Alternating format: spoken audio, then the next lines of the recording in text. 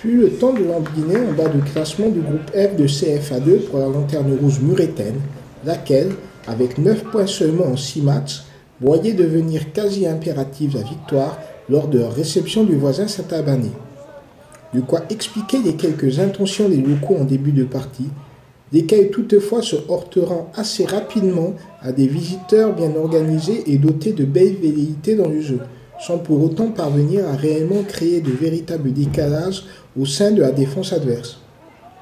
Aussi, les quelques opportunités de la première période devaient être murettaines, sous l'impulsion notamment du très actif Barthélemy Donis, ou d'une frappe de Laforgue très facilement captée par Hervé.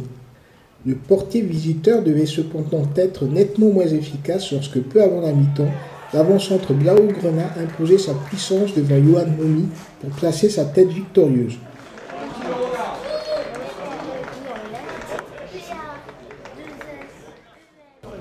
Oui, il y a eu, c'est vrai que comme tu le dis, il y a eu une alternance de bons, surtout sur la première mi-temps, et de moins bons pendant 20 minutes en deuxième mi-temps où on a trop reculé. Et on n'a pas réussi à avoir des phases de conservation assez importantes pour justement arriver à sortir notre bloc. C'est vrai qu'ils avaient mis un bloc très haut.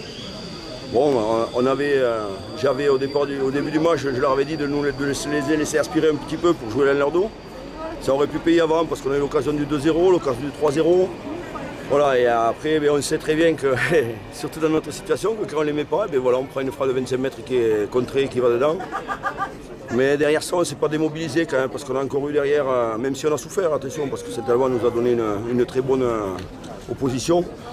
Même si on a souffert, je pense que déjà pour le groupe, c'est bien d'avoir réussi à inverser la tendance, d'avoir réussi à gagner enfin notre premier match et de ne pas surtout avoir lâché mentalement. Ça, on est dans du positif en ce moment et les joueurs sont très positifs au niveau du quotidien. Donc moi je suis très fier d'eux déjà et aussi fier d'avoir gagné ce match parce qu'ils méritent, au vu du travail qu'ils font, ils méritent quand même d'être récompensés à leur juste valeur pour gagner des matchs en championnat. Voilà, on sait que c'est dur, ça sera dur, mais bon, on est là.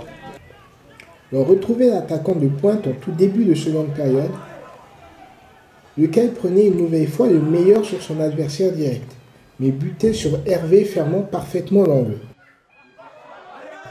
Plus tard, Thonan aurait également pu doubler le score en faveur des locaux, mais on entrait alors dans 25 minutes de domination absolue saint-albanaise, où les joueurs de Frédéric Largueux multiplieront les occasions devant le but de Baba Allah, à l'image de Cobb, Diaz ou encore de la Barrière.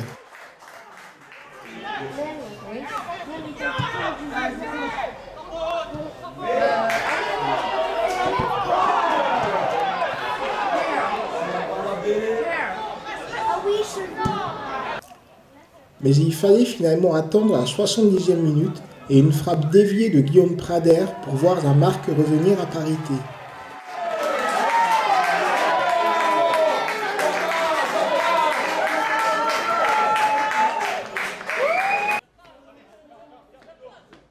On pensait alors Saint-Alban en mesure de ramener 4 points de cette fin de match totalement débridée sur une pelouse de Clément Ader où les Nord-Toulousains se seront toujours imposés lors de ces dernières saisons. C'était pourtant mal connaître la vaillance des joueurs locaux et la vista d'un Barthélemy Donis, lequel attendra les arrêts de jeu pour profiter d'un mauvais alignement de la défense et crucifier Hervé d'une frappe à ras de terre.